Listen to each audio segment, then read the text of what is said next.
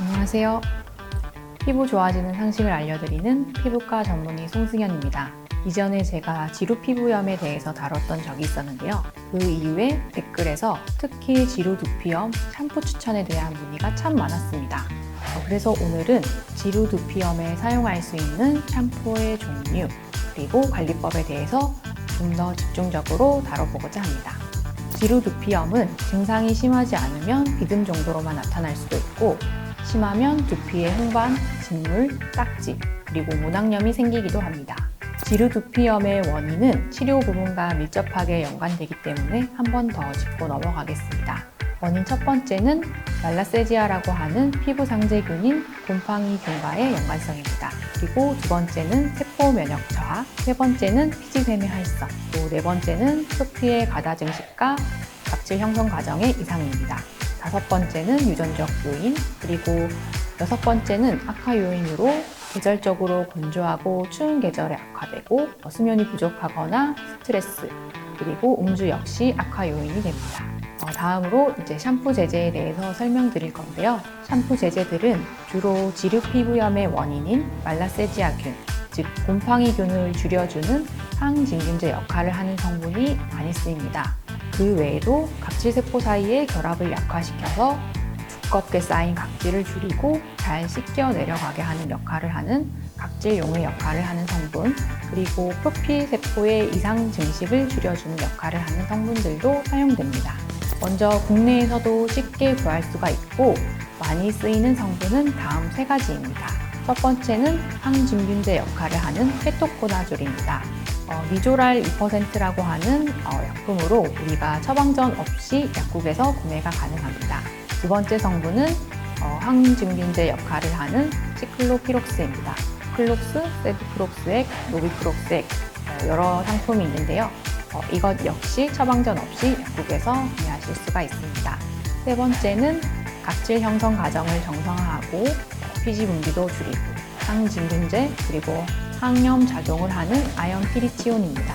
아연 피리치온 2%는 아치온 현타액, 징크피 현타액과 같은 상품으로 처방전 없이 약국에서 구매하실 수가 있고요. 헤드앤숄더 클래식 클린은 1%가 들어있는 건데 국내에서는 구하실 수가 없고 해외에서 직구로 구하실 수가 있습니다. 다음으로는 주로 국내에서는 구하기 어려운 해외 직구를 해야 되는 샴푸제들인데요. 각질세포의 가증식을 억제하고 항진균 작용을 하는 콜타르 성분이 함유된 뉴트로지나 T젤 제품이 있고 각질세포의 가증식을 억제하고 마찬가지로 항진균제 작용을 하는 셀레늄이 포함된 제품인데요. 셀레늄 설파이드, 황화셀레늄이라고 해서 이 성분이 함유된 제품으로는 헤드앤숄더 클리니컬 스트렝스 그리고 셀섬 블루 이러한 샴푸가 있습니다. 황화셀레늄은 발암성과 관련해서 논란이 조금 있는데요. 쥐를 이용한 동물 실험에서 이 황화셀레늄을 경구로 섭취했을 때 발암성이 증명이 되었고 사람에게서는 그룹 B2에 해당하는 인체 발암성 간음 물질로 분류가 되어 있습니다. 하지만 2.5% 황화셀레늄 샴푸를 쥐에게 도포하였을 때는 암을 일으키지 않은 것으로 보고되어 있고 황화셀레늄이 피부를 통해서는 흡수되지 않기 때문에 샴푸 제제는 일반적으로 안전한 것으로 보고 미 FDA에서는 이 1%가 넘지 않는 황화셀레늄을 지루 피부염, 비듬 샴푸로 허가해주고 있습니다. 마지막으로 각질 용해 작용을 하는 살리실릭 애시드, 설퍼를 포함한 샴푸인데요.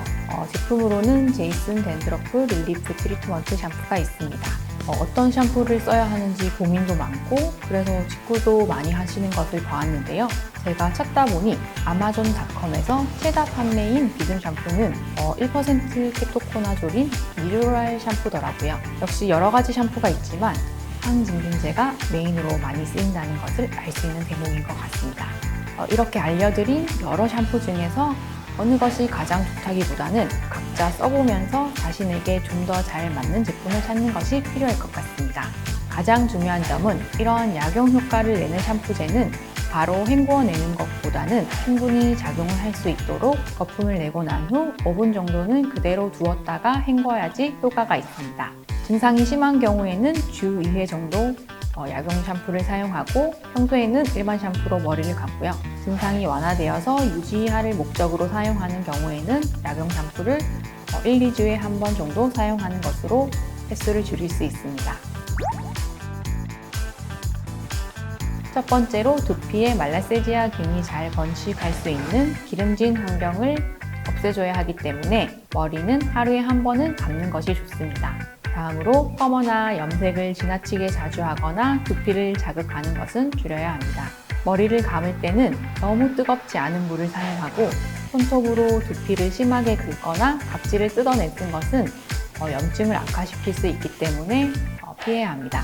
그리고 피부를 오랫동안 축축하게 두는 것은 오히려 피부 장벽을 약화시키고 곰팡이균 증식에 더 좋은 환경이 되기 때문에 샴푸 후에는 꼭 시원한 바람으로 두피를 잘 말려주세요.